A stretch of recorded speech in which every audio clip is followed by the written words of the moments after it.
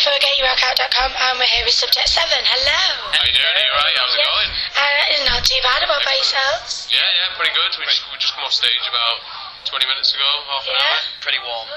Pretty warm. Been wearing costumes all day. Just for that, because obviously we're on a recorder today and can't see what you're wearing. We're at Observer's album launch, and they went for a sci-fi themed, and the guys have very lovely dressed up. Do you want to tell everybody what you're dressed up? We decided we'd come as Darth Vader and his stormtroopers.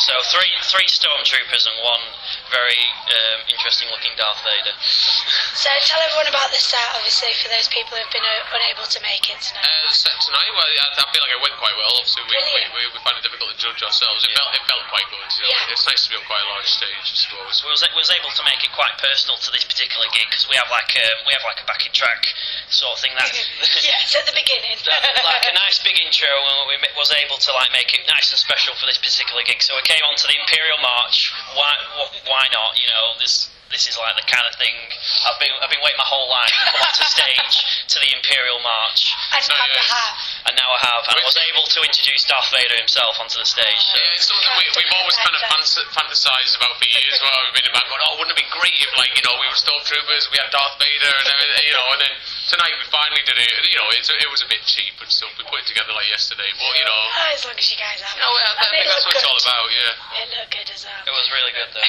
Excellent. So what have you been up to over the last couple of months?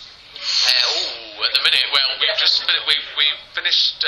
We're in the middle of recording our album, and then we're about to release the single in about 3 days on October 30th. If you go to subject7.co.uk, you can download it. Search the Dark. It's called Search the Dark. It's a song from our previous album, but because we were releasing it as a single, we went back in the studio and re-recorded it with a fantastic musician called Heather Colton. Oh, she's an amazing singer. She's actually my singing teacher this year. So we kind of got her in, and she came and performed on the track, and we did something a bit special. We went and shot a video with her and everything, and so that's all getting released in about 3 or 4 days' time. It looks amazing. I can't wait to show everybody. You say there's a video as well? Yeah, there's a video to go with it. That'll be online on subject7.co.uk. And hopefully the rest on the interwebs. We're looking to have it on Kerrang and Scuds and everything as well, so that's kind of our next step. We've done 2 videos previously, so it's kind of like a step up from that, really. Our 3rd video. Many more to come. Many more planned. Yeah. Including some silly ones. That's always good, you've got to have a little bit of silliness in with the series. Well, definitely, I mean, like, metal bands are so serious, and like, get a grip. Like, you gotta have a laugh now and again. So, like, we plan to change all that. We plan to change that from the offset. We thought, you know, we'll do this as well as we can, but we'll have a laugh. Yeah. We've got to have a laugh. So what's it like playing along a couple of the bands here tonight you've played alongside before? What's it like meeting up with them again? I'm quite a big fan of Zios. they're quite a really good band. Saw them at Grand Central a while ago when me and the lads did, and it's a fantastic band, absolutely love them. I think they're on now, aren't they? Yeah. They've been on it. Oh no, they were on the first band on. Oh, were they?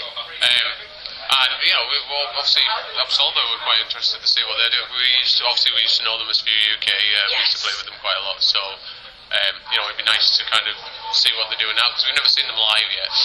As a new nice treat for you. So yeah, this is kind of a bit exciting for us, I think, to see them in their new kind of formation. I think it'll be quite exciting. Brilliant. So you're writing new music at the moment? Yeah. While we were recording the single, we were already in pre-production on our second album. This was kind of like a bit of an offshoot we decided to do whilst we were doing it. So we're releasing our new album. You're the second person to hear about this, but we've not told anyone yet. We're releasing our second album, Fall of the Four, on March 30th, 2013, and that's it's probably our first full-length album. Our last album we did was about 7. It was only 7 tracks. It was only about half an hour long, so it was a very short album at this. But this one is going to be about an hour in it. Yeah, this is a full-length. This is like 10, 11, 12 tracks. And we're always conscious to write the very best music we can before we put an album. We always know that there's that temptation.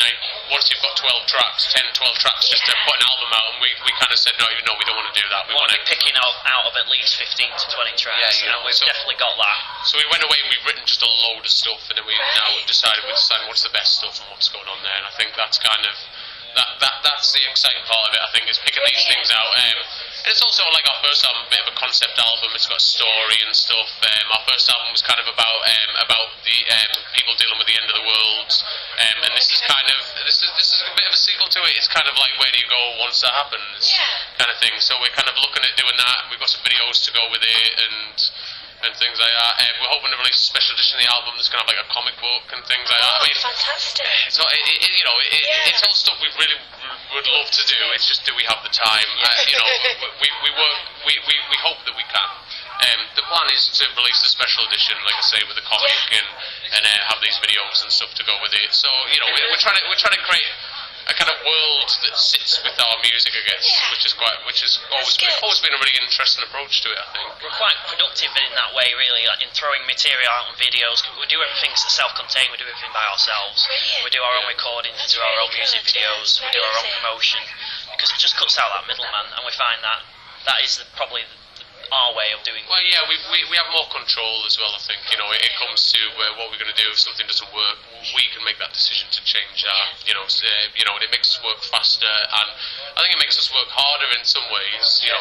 Because we're doing it for ourselves. We've got a lot on the line. I mean, I think if someone was funding us, I think we'd take it for granted a bit more. And I think. So, do you find that having that control enables you to do more and gives you a better feeling about stuff? Oh yeah. Well, I mean, for all the downsides of being independent, I think the one upside we can have is that when people go, "Oh, you've done so much," and we kind of go, "Oh yeah, we have," and they go, "Well, shock yourself." Because a lot of people say, "Oh, they say, oh, you guys must be famous now. You've got a lot of videos and stuff."